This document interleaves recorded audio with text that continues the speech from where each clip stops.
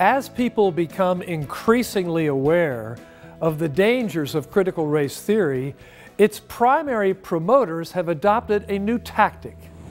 Many of its advocates now pretend to know little or nothing about it. Perhaps no one has done more to make critical race theory mainstream than Ibram X. Kendi, the author of How to Be an Anti-Racist. Among the central tenets of critical race theory is that racism is ingrained in all societal institutions, and that all differences in status, economic or otherwise, are de facto evidence of racism. Kendi is among the leading advocates of that radical position. He even proposed a constitutional amendment that would establish and fund a Department of Anti-Racism, which would be tasked with pre-approving all government policies. This department would be staffed by, you guessed it, unelected officials who would, quote, be empowered with disciplinary tools to wield over and against policymakers and public officials, end quote. Anything that they consider racist would be in their purview. Candidly, it's hard to conceive of a more authoritarian crystallization of critical race theory than that.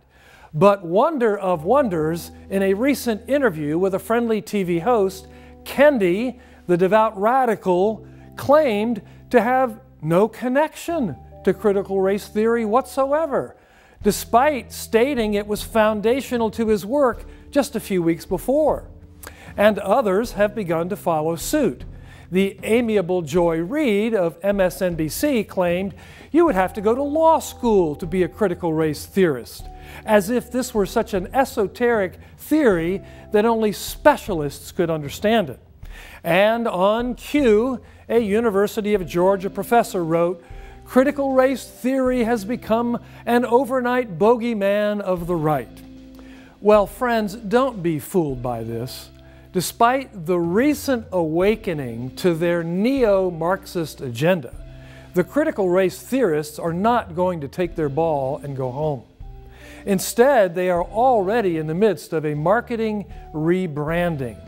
They are beginning to avoid the name critical race theory while maintaining its central idea that we are all either oppressors or oppressed based solely on your race. A biblical worldview says that all human beings are created in the image of God with inherent dignity and rights. And we must oppose any demonic worldview that treats people primarily according to their race, however that worldview chooses to disguise itself.